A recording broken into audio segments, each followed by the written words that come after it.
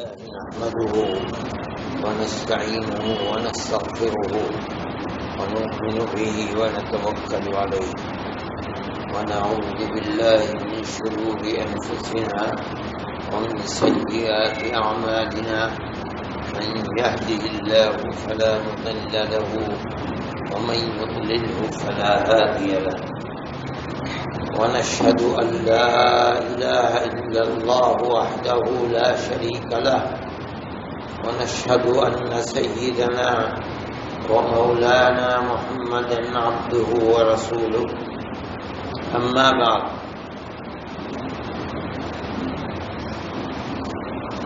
میں نے کئی دن سے یہ بات بیان کی تھی کہ روزے کی حقیقت صرف یہی نہیں ہے کہ آدمی کھانے پینے اور نفسانی خواہشات سے اپنے آپ کو بچائے. یہ تو اس کی ایک ظاہری صورت ہے، لیکن اس کی واستوکتا اور حقیقت اللہ کے یہاں قبولیت، اللہ کی خوشنودی اور اللہ کی رضا جبھی ممکن ہو سکتی ہے، روزے دار کو میسر ہو سکتی ہے جب وہ کھانے پینے نفسانی خواہشات سے آگے بڑھ کر اپنی زبان کو، اپنی آنکھ کو، اپنے کان کو، اپنے ہاتھ کو، اپنے پیر کو، اپنی فرج کو، اپنے دل کو، اپنے دماغ کو، ہر چیز کو اللہ کی معصیت اور گناہ سے محفوظ رکھے. اگر ایسا نہیں کرتا تو اللہ کو نہ اس کے روزے کی کوئی قدر ہے، نہ اس کی بھوک اور پیاس کی کوئی قدر ہے. حدیث میں نے سنائی تھی اور اس کا مطلب بیان کیا تھا. حقیقت یہ ہے، یہ بات جو اس حدیث میں فرمائی گئی ہے وہ صرف روزے ہی کے لیے نہیں ہے، بلکہ آپ لوگوں کو جو مسجد میں اعتکاف کیے ہوئے ہیں خاص طور پر، اور خدا کی توفیق سے وہ رات اور دن قرآن پڑھتے ہیں، قرآن سنتے ہیں، اللہ کا ذکر کرتے ہیں، تسبیح پڑھتے ہیں، انہیں بھی اس حقیقت کو سمجھنا چاہیے کہ یہ تمام عبادتیں، ذکر اور اذکار جب ہی مفید ہو سکتے ہیں جب ذکر کرنے والا، قرآن پڑھنے والا، تسبیح کرنے والا، قرآن سننے والا اپنی زبان کو، اپنی آنکھ کان کو، اپنے دل دماغ کو، اپنے ہاتھ پیر کو، ہر چیز کو اللہ کی معصیت، ذنب اور گناہوں سے محفوظ رکھے گا. صرف روزے ہی کے لیے نہیں ہے. گناہ کے ساتھ اللہ کا ذکر، دونوں چیزیں جمع نہیں ہو سکتی، اس لیے کہ اللہ کے ذکر کا مطلب ہے اللہ کی رضا، اور گناہ کا مطلب ہے اللہ کی ناراضگی. یہ دونوں چیزیں جمع نہیں ہو سکتی. اگر ہوں گی تو ان کا کوئی لابھ اور فائدہ جیسا ہونا چاہیے ویسا نہیں ہوگا. گناہ سے اللہ ناراض ہوتا ہے اور اللہ کے ذکر اور عبادت سے اللہ خوش ہوتا ہے. جو ایک وقت میں اللہ کی عبادت کر کے اللہ کو خوش کرنا چاہتا ہے اور باہر نکل کر اس سے معصیت اور گناہ کر کے اللہ کو ناراض کرنا چاہتا ہے۔ جس طرح روزہ اور معصیت اگر جمع ہوں گی تو روزے کا پورا فائدہ نہیں ہوگا، اللہ خوش نہیں ہوگا، راضی نہیں ہوگا۔ اسی طرح جو آدمی اللہ اللہ کی ضرب لگا رہا ہے، باس انفاس کر رہا ہے، ذکر قلبی کر رہا ہے، مراقبہ کر رہا ہے اور اس کے ساتھ ساتھ گناہ بھی کر رہا ہے، غیبت بھی کر رہا ہے، دل کو دکھا بھی رہا ہے، جھوٹ بول بھی رہا ہے، خیانت کر بھی رہا ہے، وہ یہ سمجھتا ہے کہ اللہ کا ذکر کر کے اللہ اس سے راضی ہے، مگر اللہ اس سے راضی نہیں ہے۔ یہ نہیں ہو سکتا۔ اس لیے جس طرح روزے دار کے لیے گناہوں سے بچنا ضروری ہے، تبھی اس کا روزہ اللہ کی رضا کا ذریعہ بن سکتا ہے۔ بالکل اسی طرح سمجھنا چاہیے کہ اللہ کا ذکر کرنے والے کے لیے گناہوں سے بچنا ضروری ہے، گناہوں سے بچے گا اور ہر طرح کے گناہوں سے بچے گا، چاہے وہ آنکھ کے گناہ ہو، چاہے زبان کے گناہ ہوں، چاہے دل اور دماغ کے گناہ ہوں، چاہے ہاتھ اور پیر کے گناہ ہوں، بچے گا، تبھی اس اللہ کے ذکر کا فائدہ ہوگا۔ ذکر کرنے والے میں ذکر کی طلب ہوگی، اللہ کی خوشنودی ہوگی، آنکھوں سے آنسو بہیں گے، اللہ کی رضا کی جستجوئی اور طلب ہوگی۔ اور اگر نہیں تو ایک طرف گناہ ہو رہے ہیں، دوسری طرف اللہ کا ذکر کر رہا ہے، مگر دل نہیں لگتا، پابندی نہیں ہوتی، اللہ کا ذکر کرتا ہے مگر دل کے اندر طلب صادق نہیں ہے، آنکھوں سے آنسو نہیں بہتے، ذکر کی برکت حاصل نہیں ہو رہی ہے، تو آدمی کو دیکھنا چاہیے کہ اس کے اسباب کیا ہیں، کیوں نہیں ہو رہے۔ اللہ کا بندہ اللہ کو یاد کرے، محنت کرے، جستجو کرے، اور اللہ ارحم الراحمین ہے،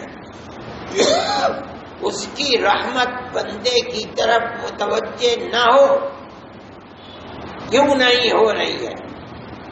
اسے اپنی زندگی رات اور دن کے مشغلوں کے اوپر توجہ کرنی چاہیے۔ یہ تمام گناہ دیوار بن جاتے ہیں قبولیت کے درمیان۔ گناہ کی یہ خصوصیت ہے کہ آدمی جو گناہ کرتا ہے، کل قیامت کے دن اس کا ایمان، اس کا عمل، اس کی نماز، اللہ کا ذکر، اس کا ہاتھ پکڑ کر خدا کی جنت کی طرف لے کر چلیں گے، اور گناہ درمیان میں دیوار بن کر کھڑا ہو جائے گا۔ نہیں، پہلے اس کی سزا بھگتے گا، تب ایمان جنت میں لے جائے گا۔ حدیث میں نبی کریم علیہ الصلاۃ والسلام اس کا ذکر فرماتے ہیں۔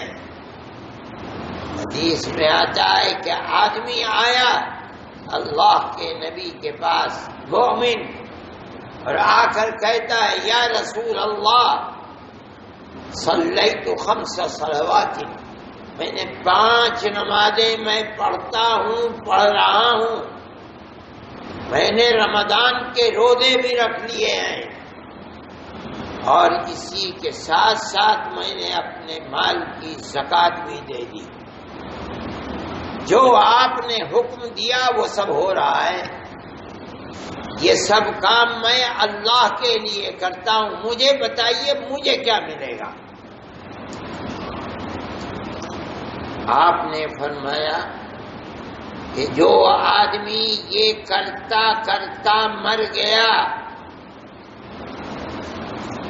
نماز پڑھتا پڑھتا، روزے رکھتا رکھتا، صدقہ اور زکوٰۃ دیتے دیتے، یعنی اللہ کے حکم کی اطاعت کرتے کرتے مر گیا، تو آدمی جنت میں جائے گا۔ انبیاء، صدیقین، صالحین، اللہ کے نیک بندوں کے ساتھ جنت میں جائے گا، مگر فرماتے الا ان یعق ابویہ، مگر یہ کہ شرط یہ ہے کہ اس کا ایمان، اس کی نماز، اس کی زکوٰۃ، اس کا روزہ تب جنت میں لے جا پائے گا۔ اول وہلے میں شرط یہ ہے کہ اپنے ماں باپ کی نافرمانی نہ کرتا ہوں۔ کیا مطلب ہے؟ اگر موت آئی اس طرح کے گناہ کر رہا تھا، وہ گناہ کیا؟ ماں باپ کا نافرمان تھا، تو روزہ، نماز، زکوٰۃ اس کو جنت کی طرف لے کر چلے گی۔ ماں باپ کی نافرمانی کا گناہ دیوار بن کر کھڑا، نہیں، جنت میں نہیں جائے گا، پہلے اس گناہ کی سزا جہنم میں بھگتے گا تب جائے گا۔ صرف ماں باپ کی نافرمانی نہیں، ہر گناہ جنت کے راستے کو روکے گا۔ اس لیے اللہ کا ذکر کرنے والوں کو تو خاص طریقے پر ہر گناہ سے اپنے آپ کو بچانا چاہیے۔ جس طرح روزہ اللہ کی بہت بڑی عبادت ہے، ہر ذکر اللہ کی عبادت ہے، جس طرح گناہوں کا کرنا روزے جیسی عبادت کو روزے دار کے لیے لابھدائک اور مفید نہیں ہوگا، اللہ کی رضا نہیں مل پائے گی، قبولیت نہیں ہوگی۔ اسی طرح سمجھنا چاہیے کہ اللہ کے ہر ذکر کی قبولیت، کہ اللہ راضی ہو جائے، اس کے لیے شرط ہے کہ ذکر کرنے والا گناہوں سے اپنے آپ کو بچائے، اور اگر گناہ کرتا ہے اس کے ساتھ ساتھ ذکر بھی کرتا ہے تو اس کا نتیجہ وہی ہوگا کہ روزہ رکھتا بھی ہے اور اس کے ساتھ ساتھ گناہ بھی کرتا ہے۔ جس طرح نبی کریم علیہ السلام اس کے بارے میں فرماتے ہیں کہ اللہ مجھے کوئی اس کے روزے کی ضرورت نہیں ہے۔ کیا مطلب؟ اس کے روزے سے اسے کوئی فائدہ میں نہیں پہنچاؤں گا، میری رضا، میری خوشنودی اس سے نہیں ہے۔ بالکل اسی طرح ہر ذکر کا معاملہ ہے، گناہ کے ہوتے ہوئے اللہ کے ذکر سے اللہ کی رضا، خوشنودی، اس کی طرف سے بندے کی طرف رحم و کرم کا، عنایت کا، فضل کا متوجہ ہونا، اس کے راستے رک جاتے ہیں، اس لیے کہ درمیان میں گناہوں کی دیوار کھڑی ہوئی ہے۔ احادیث کے اندر اس کا ذکر آتا ہے، اس لیے ذکر کرنے والے کو خصوصیت سے یہ سمجھنا چاہیے اور ہر وقت اپنے آپ کو گناہوں سے بچانا چاہیے، رونا چاہیے،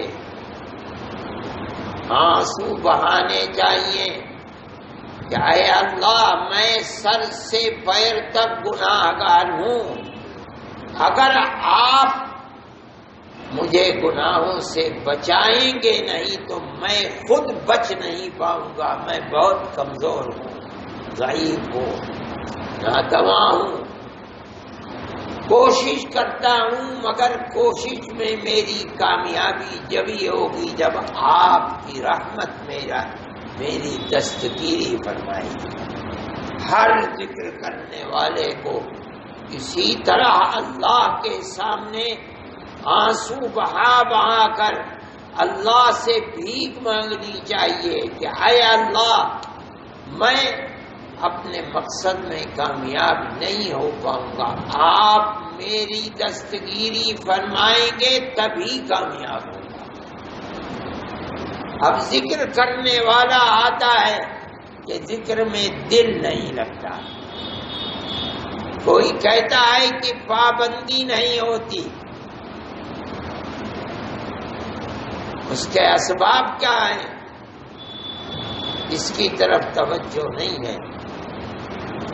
اللہ اکرم الاکرمین ہے، ارحم الراحمین ہے، فرماتا ہے کہ تو اگر میری طرف قدم بڑھائے گا چلے گا تو میں دوڑوں گا تیری طرف،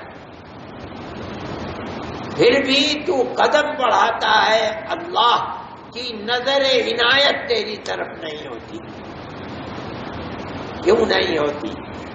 کوئی نہ کوئی سبب تو ہے جو دیوار بنی ہوئی ہے راستے میں،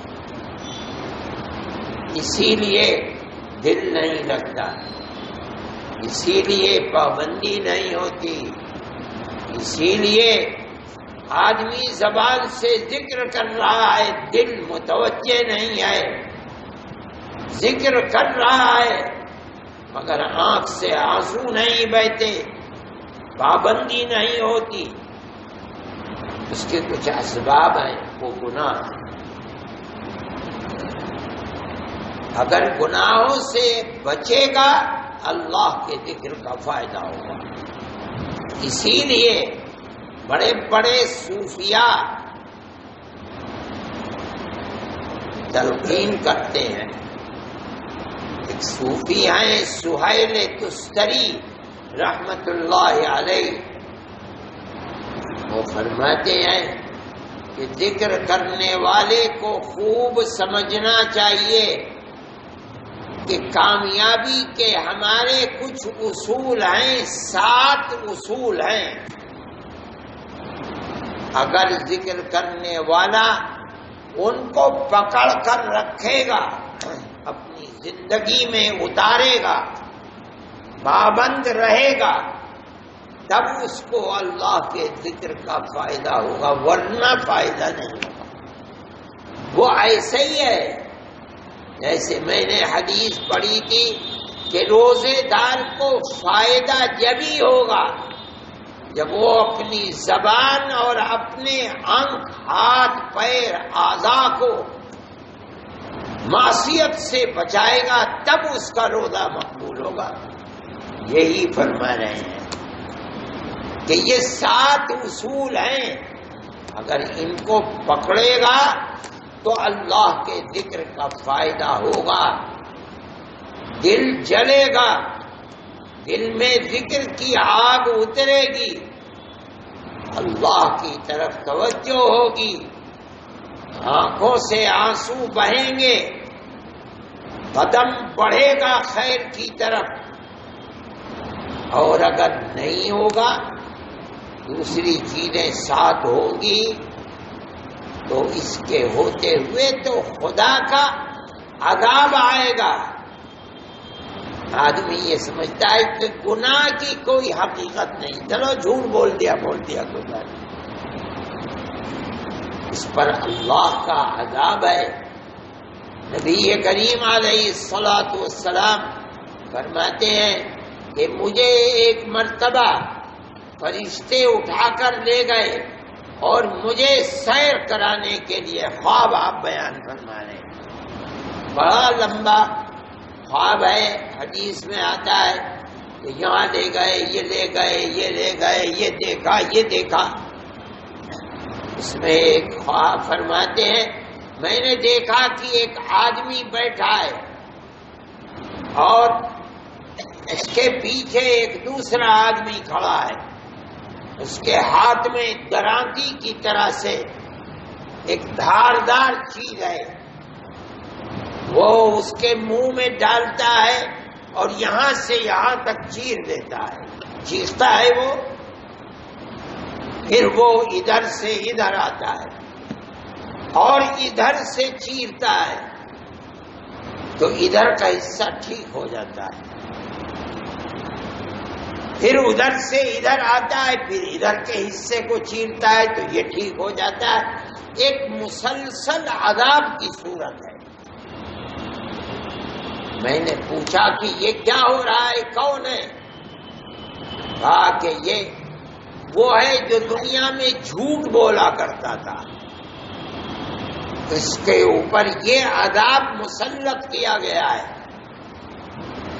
ایک طرف تو اللہ کا ذکر کرنے والا، اللہ اللہ الا اللہ، سبحان اللہ، الحمدللہ، یہ کہہ کر کے اللہ کو خوش کرنا چاہتا ہے، دوسری طرف گناہ ایسا ہے کہ کل کو قیامت میں عذاب کا مستحق بنے گا، تو اس ذکر کا فائدہ کیسے ہوا؟ اللہ کا ذکر بھی کرتا ہے اور غیبت بھی کرتا ہے، پیٹھ پیچھے برائی بھی بیان کرتا ہے۔ اتنا بڑا گناہ کہ اللہ کا نبی فرماتا ہے غیبت کا گناہ زنا سے بھی بڑا گناہ ہے۔ صحابہ نے عرض کیا کہ یا رسول اللہ یہ کیسے؟ فرمایا یہ اس طرح سے ہے کہ زنا کرنے والا اپنی غلطی پر روتا ہے، اللہ سے بھیک مانگتا ہے، اے اللہ معاف کر دے، اب کالا منہ نہیں کروں گا، اللہ معاف کر دے گا۔ غیبت کرنے والا اگر زندگی گزار دے توبہ اور استغفار کرتے کرتے، جب تک جس کی غیبت کی ہے وہی معاف نہ کر دے، معاف نہیں ہو سکتا۔ تو ایک طرف اللہ کا ذکر کر رہا ہے اور دوسری طرف گناہوں کے پہاڑ بھی اپنے سر کے اوپر لاد رہا ہے، تو اس ذکر اللہ کا فائدہ کیا ہو؟ اس لیے ذکر کرنے والے کا یہ ضروری ہے کہ وہ اپنے آپ کو گناہوں سے محفوظ کرے۔ ہر گناہ جو اللہ کی ناراضگی کا سبب ہے، اور خاص طریقے پر وہ گناہ جو حقوق العباد ہیں، آدمی آدمی کے اوپر ظلم کرتا ہے، یہ تو بہت بڑا گناہ ہے۔ وہی اگر معاف کرے گا تو معاف ہوگا، ورنہ نہیں ہوگا۔ جو اللہ کا حق نہیں ادا کرتا، آدمی روئے، توبہ کر، اے اللہ معاف کر دے، اب نہیں کروں گا، توبہ کا دروازہ کھلا ہوا ہے۔ اس لیے میرے بھائی، میں نے جو حدیث سنائی تھی، اگرچہ وہ روزے کے سلسلے میں آپ نے فرمائی ہے، لیکن یہ سمجھنا چاہیے اللہ کی ہر عبادت، چاہے روزہ ہو، چاہے نماز ہو، چاہے صدقہ ہو، چاہے حج ہو، ہر چیز کا مکمل فائدہ بندے کو جب ہی ہوگا جب وہ اپنی زندگی کو گناہوں سے پاک رکھنے کی جستجو کرے گا، توبہ اور استغفار کیا کرے گا، حقوق اللہ کی رعایت رکھے گا، کسی کا حق نہیں مارے گا، کسی کے دل کو ناحق نہیں ستائے گا، اپنے اپنی زبان کی حفاظت کرو، اپنی آنکھ کی حفاظت کرو، اپنے کان کی حفاظت کرو، ہاتھ پیر کی حفاظت کرو، دل اور دماغ کی حفاظت کرو، تب اس ذکر کا، عبادت کا پورا فائدہ ہوگا۔ اللہ ہمیں خیر کی توفیق عطا فرمائے اور گناہوں سے اللہ ہماری حفاظت فرمائے، ہماری دستگیری فرمائے اور ہماری دنیا اور ہماری آخرت کو آباد فرمائے۔ صلی اللہ تعالی علیہ وسلم۔